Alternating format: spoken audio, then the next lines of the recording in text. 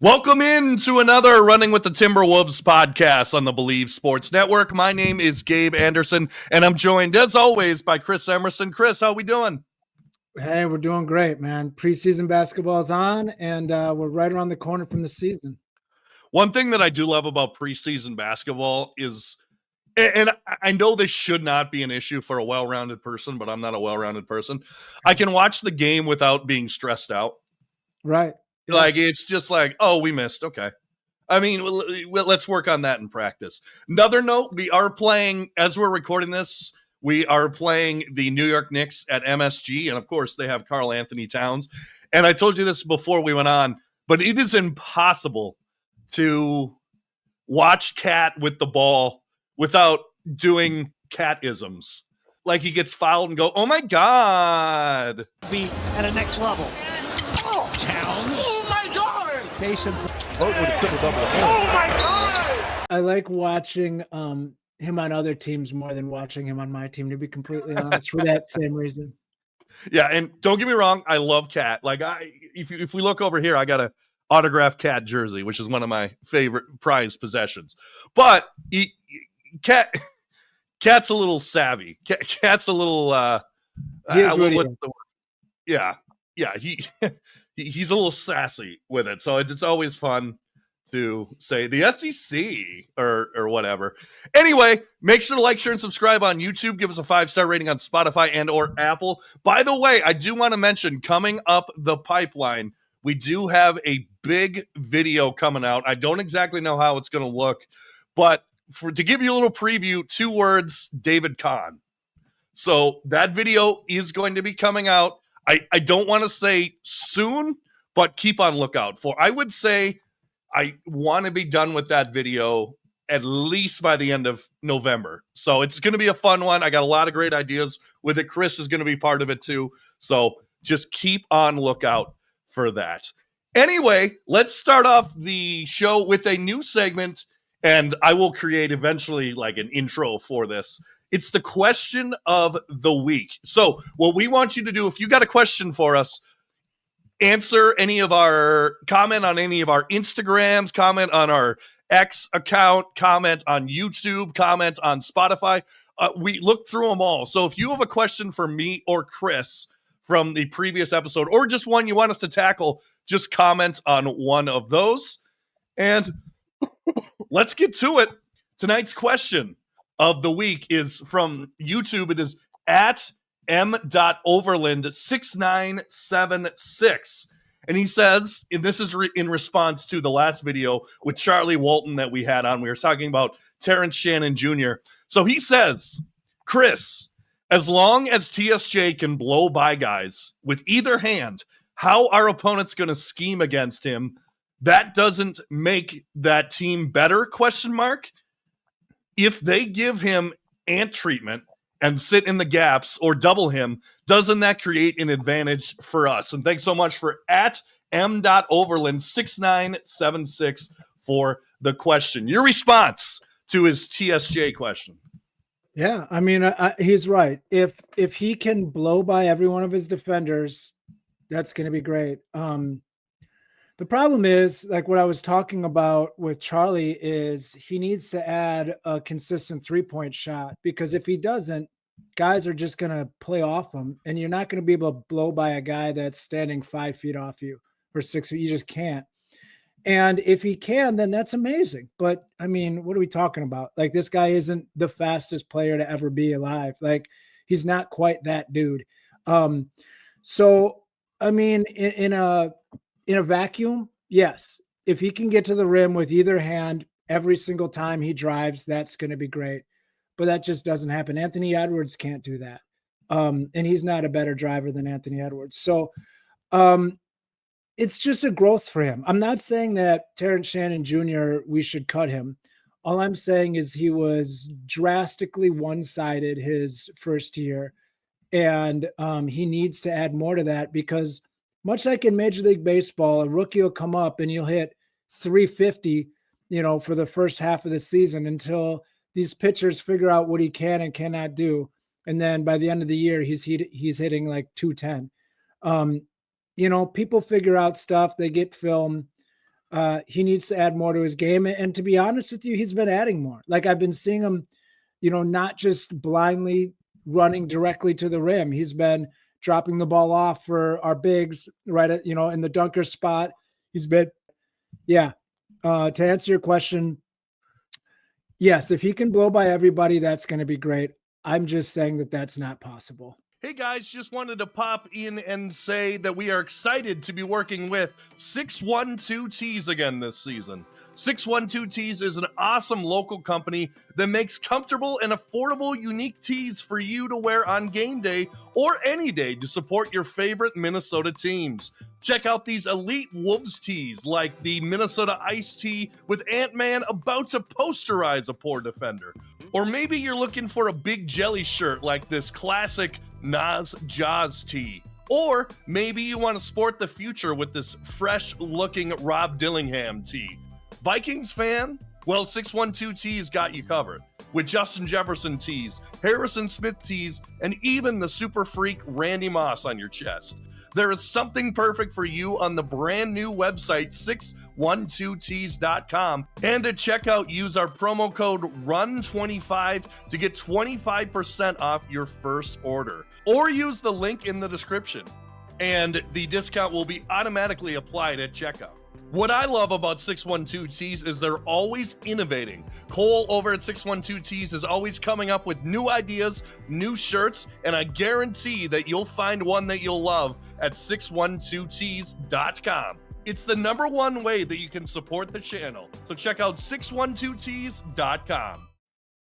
All right, and thank you so much to @MOverland6976. Again, if you want to be the question of the week or just have questions for us in general, comment on Instagram, comment on our X, comment on YouTube, on Spotify, wherever you enjoy our show. Even on TikTok, ask us questions on our TikTok short form content. All right, let's get into it. As you saw from the title of this episode, tonight is our Western Conference preview. Now, obviously, the Wolves finished 6th in the West last season. Actually, were 1 game out of the play-in. Thankfully, that win against the Utah Jazz kept us out of the play-in situation, where, if you remember, Anthony Edwards wasn't even going to play that game until the league rescinded the technical, and let's just say the Jazz gave up in the second half, but they wanted a better draft pick, which they ended up not getting.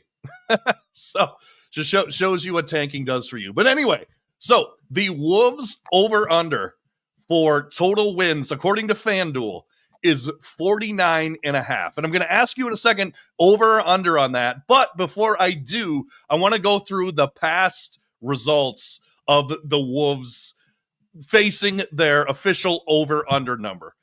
2020, 2021. They were projected 29.5.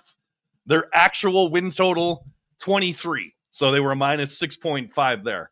In 21-22, projected 35.5. Actual win total, 46. So plus 11.5. In 22-23, projected 49.5. So the same as this year. Actual 42. Of course, that was the Rudy year. That was figuring everything out. That was the first Rudy year there. 23-24. Big jump, projected 44.5, because, of course, bettors love to do the and a half thing just to make you think a little bit and probably make more money. Actual 56, so plus 11.5. Last year, their projected was 51.5. Actual 49. Now, I do believe that projection was before the cat trade. So we got to take that into account as well. And honestly, 49 and 51, not too far apart. I mean, the Knicks finished with 50 wins. Anyway, so for those keeping track at home, their overall plus minus over the last 5 years versus projections, they are a plus 6.5, but 3 out of 5 years, they were under their projection. With all that said, 49.5 wins, says FanDuel. Over, under, what do you got? I hate win totals guessing them because there's so many variables. I guess I would probably say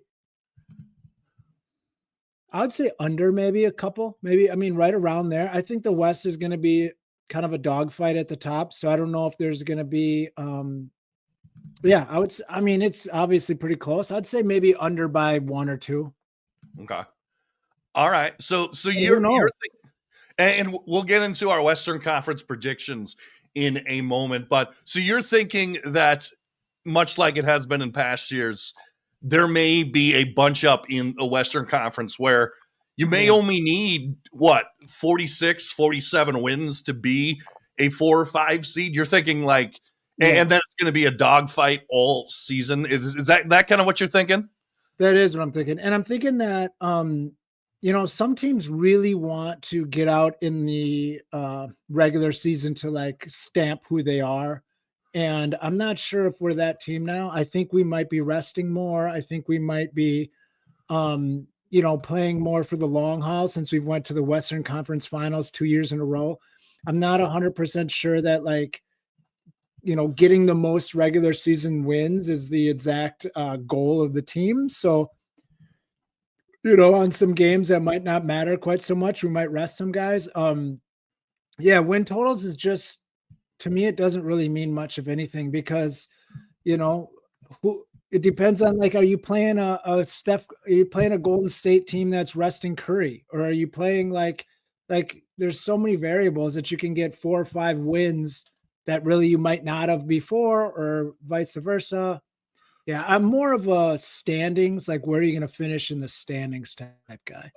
Okay, we will get to that in a second. I'm going to actually disagree. I'm going to go slightly over. I could definitely see 50-51 wins here because honestly, to be where the Wolves are in my rankings, which we'll see in a second, I think that's where you're going to need to be. And a couple reasons. And they talked about it all through media day and all through getting into the season leading up. Connectivity, right? They've had a season together, and we saw in the first season with Rudy Gobert. Now, obviously, Julius Randle and Rudy Gobert are 2 different players, right? Julius Randle, much more ball heavy, much more of an offensive player. Rudy, more of a defensive player. But we saw them start out with a bang in that 22-23 season. Or sorry, 23-24 season. And if you remember, they ended last year 17-4. And to be honest, one of those losses was that crazy one against the Bucks. And then of all things, 2 of them were against the Pacers, which I think maybe if we get into an Eastern Conference prediction, I think the Pacers could make some noise in the Eastern Conference. I really do. Anyway, I think the fact that we have connectivity, we have the team together that made it to the Western Conference Finals. I know that Curry was hurt, but you got to win the games in front of you, and that's what they did. Also, I think that defense tends to win games I know it does in the postseason, but I think our hard nose every night kind of defense is going to help us out. I found this stat in the 3 years that we've had Rudy Gobert. We finished on defense 9th, 1st, and 6th. In the 3 years before Rudy Gobert, 20th, 26th, and 14th. So I don't know. I just think our defense, I think our connectivity, I think the next evolution of Ant going forward is just going to bring us over the top here. We're definitely a better team. I would say we're definitely a better team this year than last year. As a team. But health matters. We were completely healthy last year, had no real big injuries. Knock on wood. Let's hope that's the same way. To be fair, I guess we did have some. No, we did have a run. I guess we had, Yeah, Dante was. I mean, Julius was out, and at Rudy least was out. Yeah, I mean, for long stretches of time. Yeah, Jaden McDaniels stretch when those guys were out. So yeah, that's right. Who knows? We'll see what happens. And here's the other thing. I honestly think, and knock on wood, hopefully this doesn't happen. I think if we lose, now I'm not saying the whole season, right? I'm not saying if we lose Ant for 3 months, we're going to be okay. But if we lose him for a week, I honestly have faith that Julius Randle can go into his bag and kind of just now hopefully he doesn't go like, oh, I need to be the number one scorer on this team and doesn't get into bad habits. But I really think that, and like I said, I'm not saying 3 months. I'm not saying a long period of time. But if we do lose him for like a week or maybe a week and a half, I think if Randall's out there, I think we might be okay. Just kind of treading water. Oh yeah, I mean, he just a couple years ago he drug a completely terrible Knicks team into the playoffs by himself. Like I think he was like third in MVP votes that year. So yeah, I mean, he can do it for sure. Like you said, you don't want it to have to be a thing for long term, but yeah, I mean, we've got the pieces to make a run no matter what. I totally agree with you. So a lot of times we talk about the Wolves exclusively. This episode and where we're kind of going now, we're going to kind of talk about the whole Western Conference here. And let's get into it. Our Western Conference predictions. You can see I'm on the left, Chris is on the right, and we'll go through them for the podcasting listeners here. So let's just go through it. I'll just run through them quick, and then we'll talk about it. So in the West, for me, I'll start with me. I have at 1, the Thunder, 2, the Nuggets, 3, your Minnesota Timberwolves, 4, the Rockets, 5, Lakers, 6, Clippers, 7, Warriors, 8, Spurs, which actually might be a surprise to some people, 9, Mavericks, 10, Grizzlies, 11, Blazers. I do think, and we'll talk about it, I do think that the Blazers could contend for a play-in spot. 12, Kings, 13, Suns, 14, Pelicans, and 15, Jazz. And now we'll go through Chris's. Very similar at the top and at the bottom here. Number 1, Thunder. Number 2, Nuggets. 3, Lakers. 4, T-Wolves. 5, Clippers. 6, Rockets. At 7, you have the Mavericks. Above the Warriors at 8. 9, Grizzlies. 10, Kings. 11, Spurs. So you have Spurs out of the play-in. 12, Suns. 13, Pelicans. 14, Blazers. And 15, Jazz. So let's start with what we agree with. We both have the Thunder and the Nuggets at the top. And I just, that's the way I see it. It's crazy thing, and I tweeted this on our X account. The Wolves could finish 3rd in the division and still be the 3rd best team in the Western Conference. That's how good, at least top heavy, the division is. Oh yeah. So let's talk about it. Why do you have OKC at 1 other than the obvious reasons? I mean, they've been there, they've done that. They've they've put it together for such a long time. Their pieces are all the same. They're running the same system. Their continuity, they know where everyone's going to be. They're just a hard matchup, especially with that experience and just, everybody knowing their role. Like, there's so much value in guys that know exactly where their role is. They're going to come in at this time in the clock. They're going to need to do this thing. There's a well-oiled machine. Right. And I do think I don't think their over under is like 62 wins. I don't know if they get to that.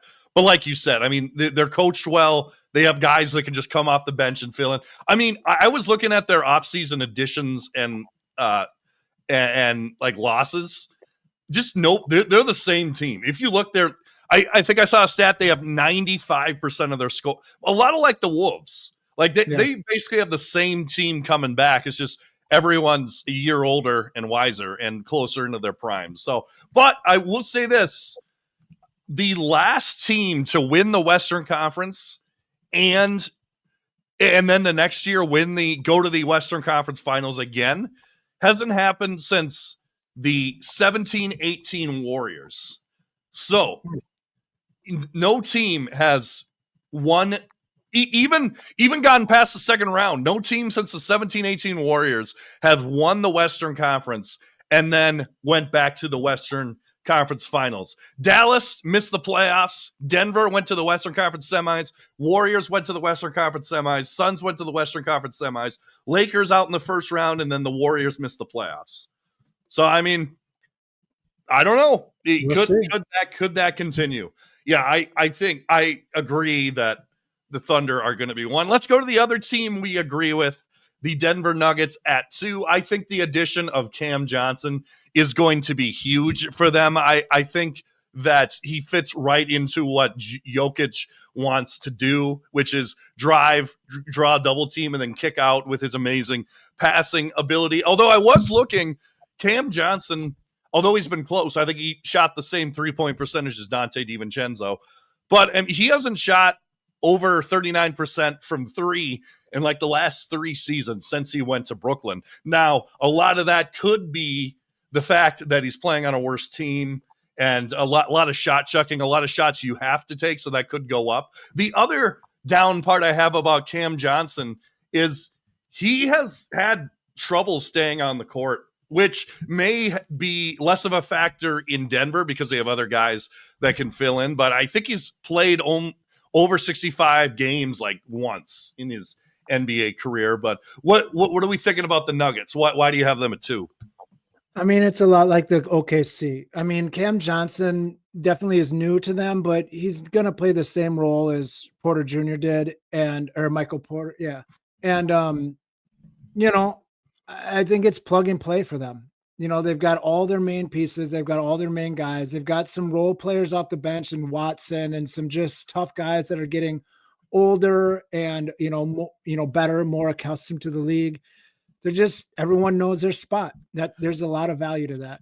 They got Valanciunas, who actually agreed to be there now. Yeah. I mean, he wanted to go back. He wanted to go back to, what was it? Somewhere in Europe. He wanted to go. All right, so this is where the Wolves show up in my ranking. I have the Wolves at 3. You have the Lakers at 3. Now, it did come out today that LeBron is going to miss the start of the season. No, that wasn't what Decision 2 was about. That was about his brand deal with, what was it, with Hennessy? Or was it? Something. To be honest, I didn't watch it because he wasn't going to retire in that way. No. I in my head, I knew, in the back of my brain, I knew that he's not going to move teams. A, he's not going to move teams now at the beginning of the season. B, he's not going to retire with something like this. This is going to be something dumb. And it was. And I'm actually not as mad about it as some people are. I saw a graphic that he's getting sued by like $900, which, at this point, by like a fan who bought tickets to the game and thinking he was going to retire, and now the tickets aren't worth as much. I kid you not. That's why he's suing, because he thought LeBron was going to retire and thought that the Cavs Lakers game was that the tickets were going to be worth like $30,000 because it would be LeBron's last game in Cleveland. But I don't know. But anyway, why are you so high on the Lakers? Just talent. I do think that JJ Redick is going to be a better coach this year than last year. I think it's important to get, that under your belt. I think knowing that you have Luka and LeBron, I think they're going to set up stuff where it works better for the two of them. And to be honest, like, I've never been a huge DeAndre Ayton guy, but that's a lot of talent to put on that roster that wasn't there last year at the center position. Right. And he actually, I forget what it was last year, but I think his mid-range is like really good. Like, he actually has some stuff that he's pretty good at. And I believe that LeBron might be able to get him to like lock in and be serious. So, I think their talent is just too good for me to put them much lower than 3. And of course, health is everything. So I'm assuming everybody's healthy. Right. I mean, they made a huge Luka trade last season and did pretty well for themselves. I think 49 or 50 games last season. So I could see them at 3. I have them a little lower in my rankings at 5, but I do agree with you. I do think that getting a big where you don't just got to throw Jackson Hayes out there, which don't get me wrong, Jackson Hayes is not a bum. Like, he's not, but he's still not. Have him. Right. You can't be your starting center. And I heard this point as well. It does allow Jared Vanderbilt, who's actually going to be hurt for the beginning of the season, it does allow him to not play center as much and do what he does more effectively, which is guard perimeter players and be a havoc out on the perimeter. So that will help for Jared Vanderbilt as well, plus another year of Luka getting closer into his prime. I don't know. I don't mind your pick there. I have them a little lower. But yeah, the reason, and I mentioned before, I have the Wolves at 3. Man, I just think that their connectivity, I think they're going to be better out of the gate. So I think they're going to win some of these early games. And as long as they stay healthy and the young guys perform, I think we're going to be just fine. What I want, and I know I say this all the time, just be a top 4 seed and have a home playoff series at the beginning. Yeah. That's really all I want from this season. And we saw what happened the last time the Wolves were a 3 seed. And honestly, if it shakes up, which I'll get to my 6 seed in a little bit, if it shakes up like this, where it's exactly what I say, I feel like a lot of people are going to be like the same thing they said with the Suns, like, oh no, we got to play this team. Like man, this is a bad matchup for us, and we'll see what happens. So, like I said, I have Wolves at 3. Chris has the Lakers at 3. So we go to 4, and this is where the Wolves show up on Chris's. I have the Houston Rockets. Chris has them at 6. Chris, I want to ask you before I get to the Wolves aspect of this, is how big of a reason that the Rockets are basically flirting with the play-in is that Fred VanVleet is hurt for the entire year? Is that a big part of it or no? It is. It for sure is a big part of it. And, Durant, I don't know how many games he's playing. He's going to play, if you basically get Durant and then you end up losing Green and VanVleet, that's a lot of backcourt depth. That's a lot of, Green's not a huge veteran, but he's giving you 20 a night. That's a lot of ball handling that's now off your roster. And if Durant's not going to play 80% of the games, that's kind of a big hole to be filled in with Reed Shepherd, who was kind of trash last year, and he's tiny. So you've got a defensive liability. It's just going to be, there's just a lot of holes to fill. I'll tell you one thing. I'll make a prediction right here. I think Sengun might be a triple-double guy this year. Oh, you think averaging that? I think he'll average a triple-double this year. Interesting. So, if you told me the Rockets are going to be 4th, I'm not going to be overly surprised. Right. Like, to tell you the truth, between 3 and 6 in my rankings, like if we want to talk wins, there could be 2.5 wins that separates that whole thing, or like a win and a half. So like, I don't really care where you mix those guys all around, but I'm more of a plateau, like a section. Like these guys are there, like 1 and 2. Those guys I think are going to be, those teams will be, known as 1 and 2, and then 3 through 6, mix them up and throw them out however you want. Right. Yeah. No, for sure. It's like we were mentioning, the West is going to be a dogfight. Like it's going to be down to the wire every single night, or maybe not down to the wire, but for seeding, it's going to be and the playoffs is all going to come down to injuries and matchups, which is what you want, right? Like that's the best basketball that you want in the playoffs. But yeah, like I said, I have the Rockets at 4. Chris has the Wolves at 4, which actually coincidentally, the next team we're playing, either way you slice it, according to our rankings, the Wolves would play the Clippers in the first round with home court advantage. So let's get to it. At 5, I have the Lakers. Like I mentioned, I do believe that Andre Ayton could do wonders for them. I'm not high on Marcus Smart. I think he's over the hill.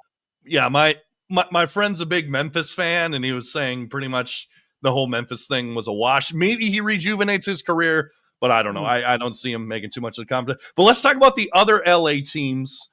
You have the Clippers at 5. They made some big they brought in some pretty solid haul in the offseason. They brought in Paul, Beal, Lopez, Collins. How are you feeling about the Clippers?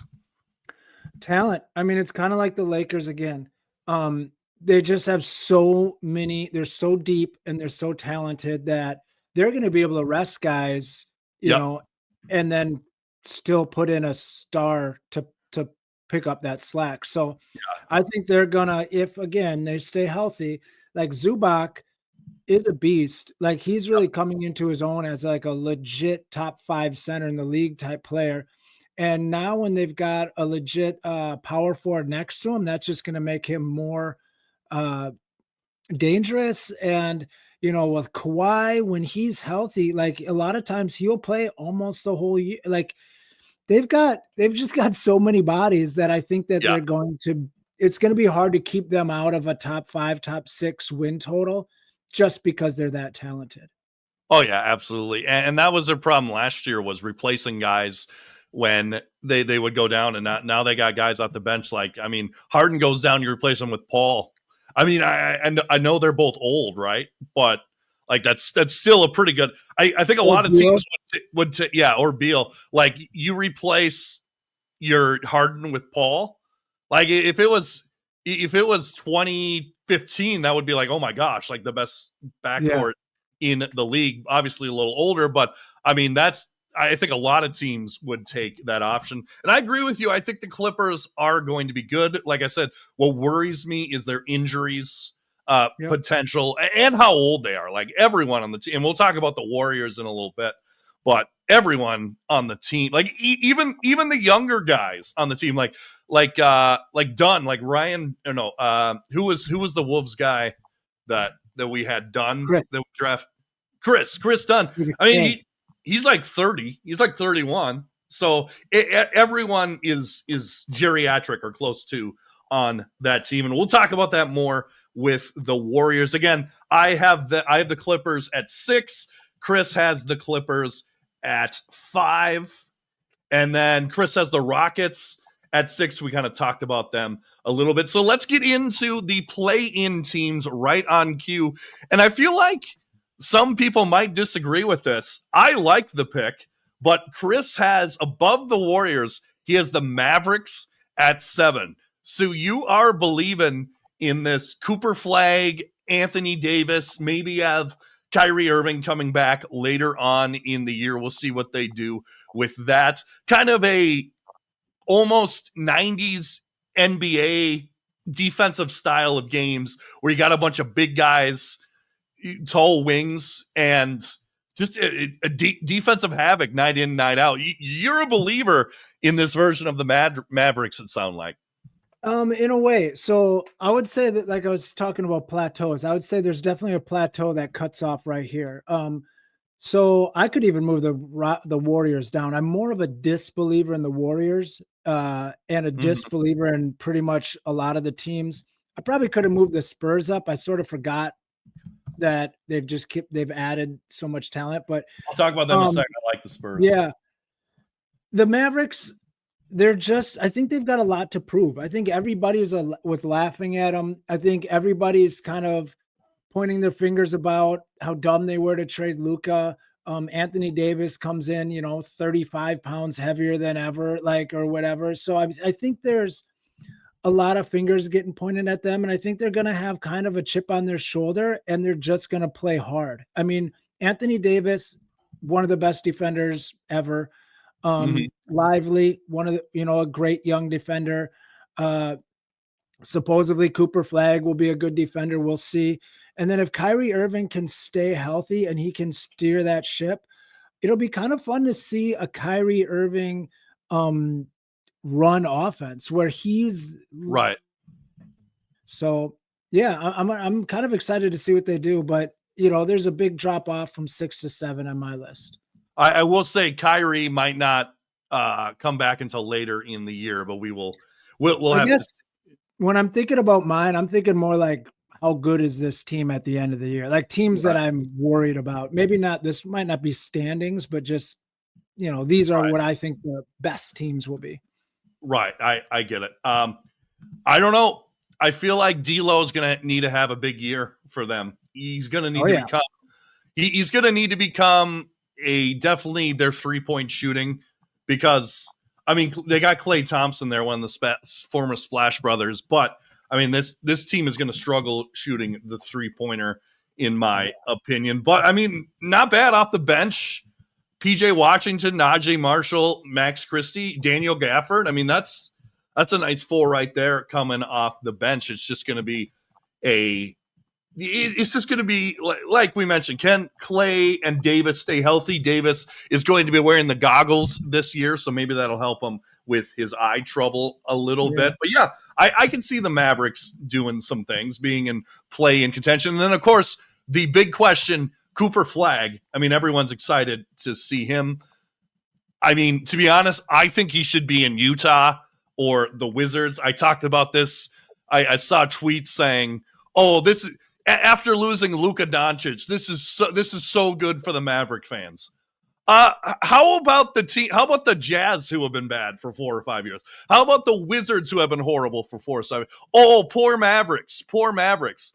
Yeah, the Wizards and the Jazz and other teams like that, they want the opportunity to have a guy like Luka who they can eventually trade in a crazy trade. But I don't know. That's just a tangent that I've been on for a while. I could not believe that people are like, oh, I feel so good for the Mavericks fan that they get the number 1 overall pick.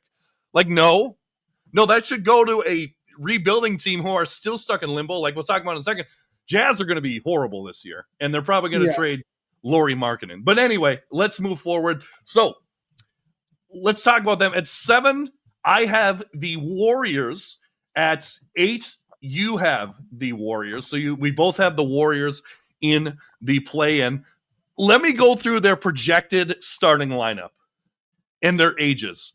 Steph Curry, 37 years old. Buddy Hield, 32 years old. Jimmy Butler, 36 years old. Draymond Green, 35 years old. Al Horford's almost 40 and will probably turn 40 during the season. He's 39. The average age of this starting lineup, 35, almost 36, 35.8. Like, can these guys, and I know we keep talking about health, can these guys stay healthy? Like, we've already seen Boston, they manage Horford's minutes. We saw them do it last year. Jimmy, general soreness, he's going to take days off. We know that. Curry, he's coming off an injury. Like, I don't know. I don't know if they have enough to. Well, I think maybe a bigger problem is I don't think they have enough talent. If you told me that the Warriors end up finishing 11th, I'd be like, yeah, I probably believe that too. Without Curry, I mean, there was times last year that Buddy Hield, like they stopped playing him in the second half of the year. Like he was hot in the beginning, but he was pretty bad the second half of the year. Al Horford is a shell of what he used to be. I mean, he's not very effective. He's kind of just a spot-up shooter. Jimmy Butler completely refuses to shoot because he just doesn't have it anymore. And if he's not, tricking the ref into getting him to the free throw line, he's not really making an impact. Like that team just doesn't have much talent.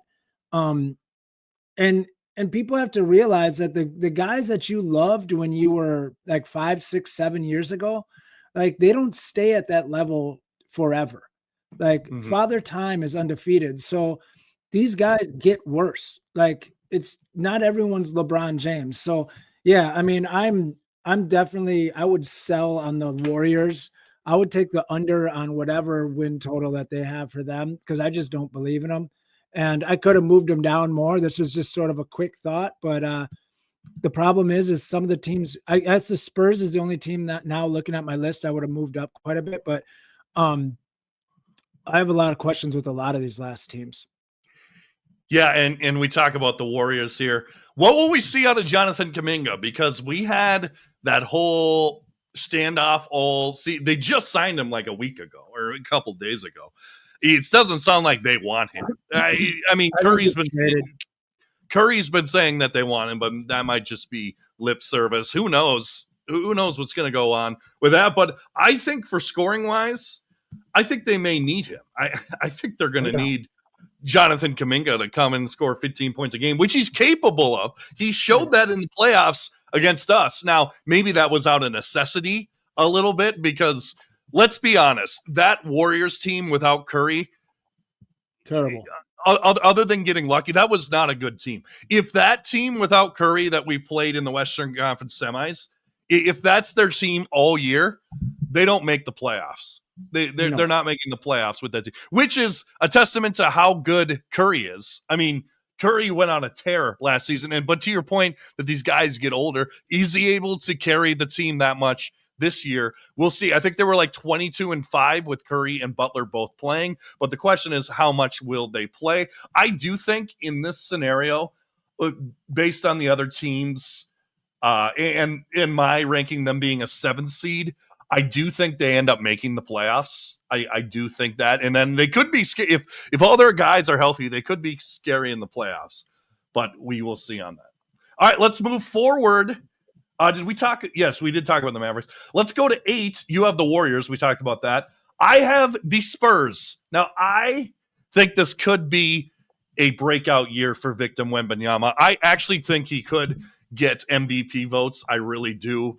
I think the NBA, definitely he'll win Defensive Player of the Year as long as he plays enough games. Like, it's his. Like, the run that Rudy used to go on of winning Defensive Player of the Year, that's going to be what Wembanyama gets. And I like some of their other pieces. I like Stephon Castle. I like Devin Vassell. I even like, and I may be the only one that likes this guy, because I like guys who can come off the bench and just score, the Jordan Clarkson types, the quote-unquote Jalen Noel types, the Jamal Crawford types.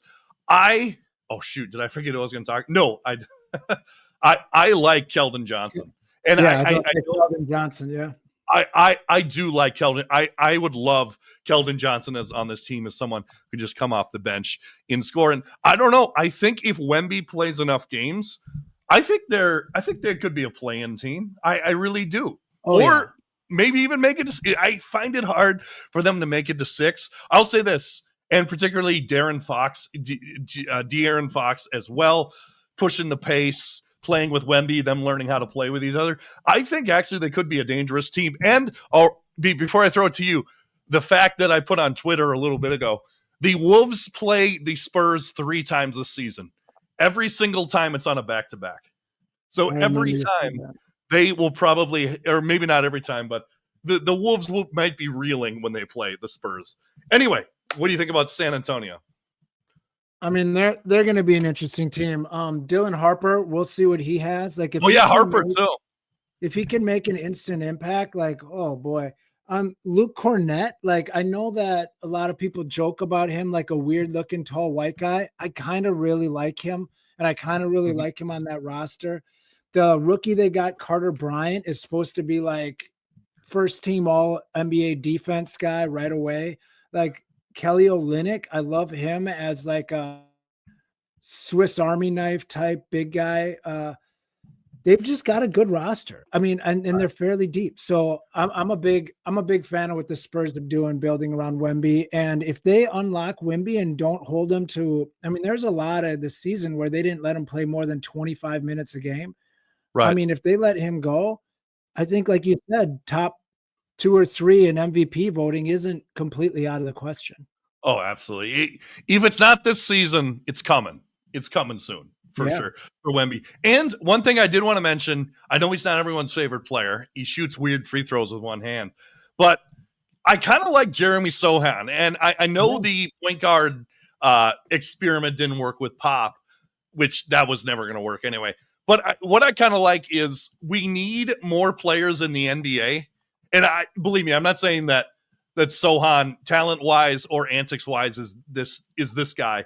But we kind of need new Dennis Rodmans, you know? Like, just kind of weird colored hair, kind of bring back that 90s kind of flair, just kind of weird guy. I've heard that Scotty Barnes is kind of a weird guy, too. Oh, yeah. Agitated. But I'm all for the weird. Like remember back when we had Birdman all tatted up with with the spiked hair. We need more of that, and that's what I love about Jeremy Sohan and his hair. But that's what I'll say about that. All right, let's move forward here, getting towards the bottom of the play-in here. You have at 9, you have the Memphis Grizzlies. I have them at 10. Of course, at 9, I have the Mavericks. I don't know, man. Things aren't looking good in Memphis. I still think they're going to be a good team, but they got Jaren Jackson Jr. and Ja both banged up to start the season. They lost Desmond Bane. I know Kentavious Caldwell-Pope. Zach Edey's hurt as well to start the season. So I like some of their pieces, and also my good friend is a huge Memphis fan, so I kind of root for them on the side. But man, I don't know. I could almost see if it doesn't work out, like let's say they miss the play-in or the playoffs entirely. I mean, or if it's going south at the trade deadline, with all of the hassle that Ja Morant has been for this franchise. I mean, could they look to move on? Like, is that a crazy thought? I feel like they might. I think so too. I mean, when I'm talking drop-offs and plateaus, there's another one right about at 9 for me. And again, I should probably have the Spurs up over the Grizzlies and maybe even the Warriors. But yeah, the Grizzlies are in a tough spot. Like they're hurting. Like they had some rookies that stepped up good, but they were kind of like good role players. They weren't really like, oh, this guy could be a star. So yeah, they're in a bad place. They're in a bad place to be, right in the middle with some expensive guys. I would say that if stuff isn't going well for them, they could look to blow it up and look for a high draft pick. By the way, I'm looking at their depth chart. Their starting center, which I don't know if he'll actually play center, Santi Aldama. Now, Aldama is a good player, but I don't know if you want him as your starting center per se. It's like the Pelicans who were going to start like Trey Williams, or what's his name? Trey, whatever the Trey guy, they were going to start him at center. So yeah, I mean, I wish the Grizzlies the best. I like some of their, like Vince Williams. I do think they did benefit from the season where they were horrible with all the injuries, because they did get to see what they had in some of these younger guys like Gigi Jackson, Vince Williams Jr., and then of course Scottie Pippen Jr. as well. They brought in Ty Jerome, but man, I don't know. Like I said, if it's going south for the Wizards at the trade deadline, don't and if Ja continues to be Ja off the court, which you could have your own opinion on guns. That's not what I'm saying. If he continues to be a distraction off the court is what I'm saying. I could see them moving on at some point. Maybe even build around JJ, around Jaren Jackson. Who knows? Maybe that's what they're thinking. Anyway, let's move forward here. Again, I have the Grizzlies at 10. And then you have sneaking into the play-in over the Spurs, the Sacramento Kings. Now, this is where, and I know you said you changed some things. This is where I would disagree with you. I do think the Kings will be able to score this year. I think they'll be a good offensive team. Other than Keon Ellis, I don't see a lot of guys who are ball stoppers on the Kings. But you have them in at 10. Yeah, I don't worry about defense. I think there's very few people that really can stop anybody. Like I think that, I mean, I'm pretty historic on this. Everyone's all over Jaden as being one of the greatest defenders, but every time he plays somebody, that guy goes for at least his average on Jaden. So like if Jaden's working as hard as he can and this great defender, but the guy's still scoring 25 to 30, what's happening? You know, so like the Kings, you know, I would move them maybe over the Grizzlies. Looking at the roster, I mean, they've got Sabonis, who's consistently a killer. He's going to give you what he gives you, hard work every time. Then the classic Levine and what's his name? DeRozan. Yeah, the classic Levine and DeRozan combo, you know, is going to give you points. Same as Monk. Like those three right there, Levine, DeRozan, and Monk. That's 60 points, 70 points a night right there. So, they've got some talent. They've got some go-getters, and you know, I don't hate them. They're like you said. They're just a step below. They're a step below where they need to be. I do think if they were to sneak in the playoffs, particularly against a team like OKC, I do think that's where the defense comes in, where I think OKC squashes them. Plus, I mean, Levine's a good player. Don't get me wrong. In fact, in our Wolves draft, which you can go and take a look at on our YouTube channel and on Spotify and their Apple, I did draft Levine. So I'm a Levine fan. Levine as well, but he has not proven that he can be now I know he has Sabonis, but he hasn't proven he can be a number one guy who can drag your team to the playoffs. The Bulls had one run where they were the number one seed in the East for like 5 minutes, and then they fell to 6, and then they lost in the first round. It's crazy that Levine just can't get rid of DeRozan and vice versa. Like and I don't think they're great next to each other either. I think both of them would rather not have the other guy there. Right. Yeah. Yeah. So like we were mentioning, I have the Kings outside of the play-in. I like I said, I have the Spurs a lot higher. So let's just talk. Yeah, let's just go so let's just run down the rest outside the plan. I have at 11 the Blazers, which I think they're going to be better. You have them at 14. I think this is my biggest disagreement with you on the list. Scoops now, hurt. I understand that, but I just think they have some guys. I'll say this: if they can motivate Jeremy Grant to give a shit, if they can motivate him to care at all, because he hasn't the last 2.5 years, I think they could. They got some guys. I like Tamani Kamara. I really think he's a dog out there. Donovan Clingan, I like that fit with them. I was even watching, because this will tell you the sicko I am. I was watching the second half of the Blazers game, preseason game against the Warriors, and Duop Reith was hitting threes. Remember Duop Reith? He's still in Portland. I love Duop Reith. I think he's a solid shooting big. I remember there was a game. It was one of those games. There's a great podcast that I mention all the time called No Dunks, that they did their Western Conference and Eastern preview. They call March Mickey Mouse March, where teams are thinking, the lower teams are thinking, hey, let's just end the season. Let's get out of here. But I remember there's a game maybe 2 years ago that Duop Reith lit us up for like 23. So yeah, you can do that. I mean, I like Shaden Sharp. Shaden? I think he's on my fantasy team. Yep, time for him to blow up or not. Yang Hansen, the big Chinese. Yeah. I mean, I think that he can make an impact and may even end up starting by the end of the year for them. And I mean, I think their best player is Denny Advia, whatever. I mean, I really like Advia. Yeah. I wanted him in the draft, and I wanted him in every trade we could get up until now. I think he might be a little too rich for our blood now, but I love that guy. I think he can step up, but that kind of like the opposite of the Clippers and the Lakers. I just don't think they have much talent on their roster. I think they're just going to get beat by just not being good. You know, to be honest, looking at it now, and I'm looking at their depth chart, if I could bring it back, we're going to keep our standings. Don't worry. Yeah. But I might put the Kings over them. You know, I really wanted to pick a team that I didn't want to put them in the playoffs, but I really wanted to believe in a team that hey, let's give their fans some excitement, you know? Like they got I know he's not going to play, but they got Damian Lillard back. That's great for the city. That's just awesome. It was clear that Damian Lillard wanted to be there. He wanted to be in Portland. He tried his stint with the Bucks. He got hurt, didn't work out.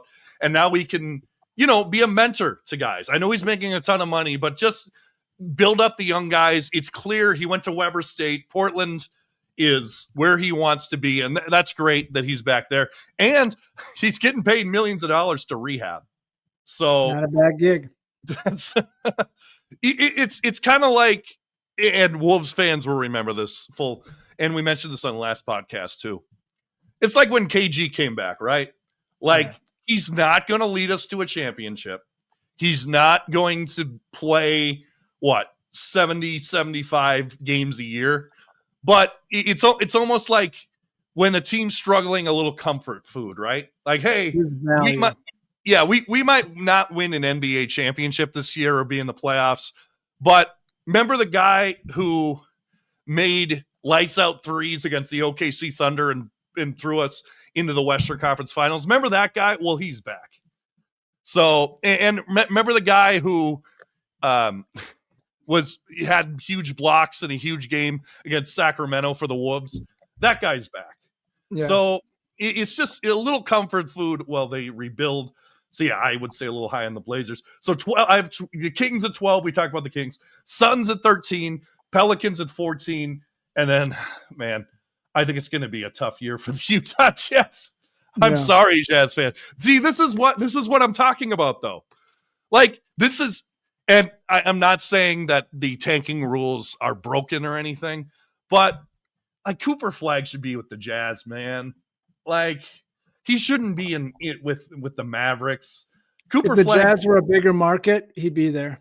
Yeah, exactly. Like, I think there's definitely some tomfoolery. I will 100% go on record saying the NBA rigs the draft for their own people, for their own press, sports entertainment, type thing. So tough to be a Jazz fan. That stinks for them, but I guess you got a shot this year for somebody else. So I'll throw it to you. Your bottom 11 or your bottom couple outside of the plan. Spurs, which you said you might want to put a little higher. We talked about the Spurs. Suns at 12, Pelicans at 13. You have the Blazers at 14, and then you have the Jazz at 15. Any of those teams you kind of want to mention or talk about before we wrap it up here? I mean, the Pelicans are in a tough spot. They tried the Zion experiment. They tried these other. Their roster's just not very good. Yeah, the Suns. We know what happened to them. They lost Durant. They lost Beal. It's possible that they're not going to be as bad as some people think, but again, they just don't have the bullets in their guns. So, yeah, this bottom 1, 2, 3, 4, the bottom 4.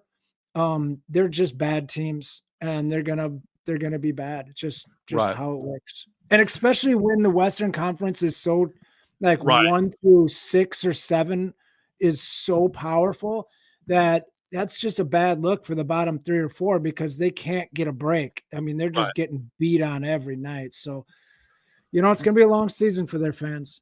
Right, and the Wolves know that all too well in the past. Oh, yeah. The only interesting thing is it looks like Zion could be healthy. We'll see. He's see. Healthy. He's healthy currently, so I mean that's a win. Exactly. I mean, Jordan Poole at the point. I mean, he's going to put up 30 shots a night for the Pelicans. Going to be. They'll be entertaining. Right. Yeah, and they're banking on Derek Queen and Jeremiah Fears to really do a lot off of their bench. I mean, those are rookies. Who knows? Yeah, man, I don't know. I don't know about the Pelicans. Another team before we wrap up, I did want to mention the Phoenix Suns. I think the win for them was they finally get off the contract of Bradley Beal. I think that's a huge win for them. And they paid Devin Booker this offseason. It'll be interesting to see Jalen. I mean, there's some talent there. Jalen Green and Devin Booker. That guy from Duke, that center from Duke, could do some things, but I don't know, man. I think the Suns could struggle for a little bit, and who knows how long Booker's going to want to hang around if they're going to go into a total rebuild here. Dylan Brooks doesn't excite me too much. I mean, he may bring some punch to that team, maybe a little defensive edge because they were so in limbo last season, but I don't know, man. That's I have him at 13, so I don't know.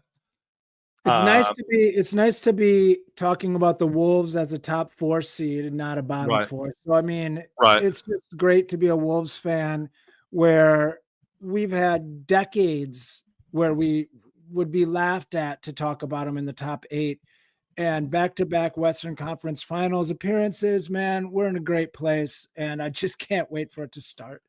Right, absolutely. And to run through it once more for podcast listeners before we wrap it up. My West: 1 Thunder, 2 Nuggets, 3 T-Wolves, 4 Rockets, 5 Lakers, 6 Clippers, 7 Warriors, 8 Spurs, 9 Mavericks, 10 Grizzlies, 11 Blazers, 12 Kings, 13 Suns, 14 Pelicans, 15 Jazz.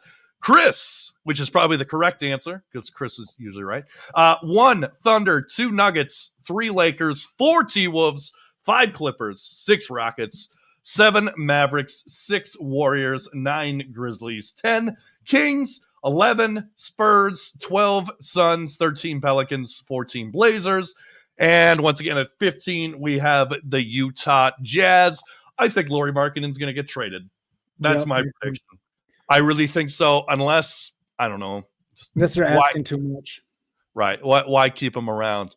Anyway, Chris, we've talked for about an hour. Thanks so much for being here. Hey, no problem, man. I just can't wait for this to kick off.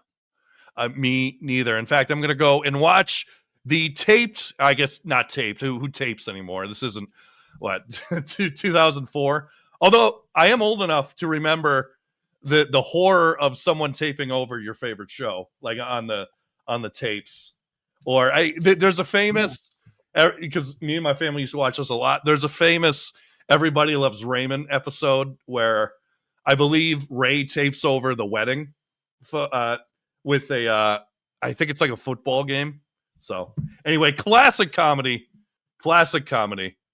So this is the Running with the Timberwolves podcast on the Believe Sports Network. Make sure to like, share, and subscribe on YouTube. Give us a 5-star rating on Spotify and or Apple. And don't forget to comment wherever you see us on X or Spotify or Apple or on the YouTube video here. Comment and you could be next week's question of the week. We'd love to get your questions.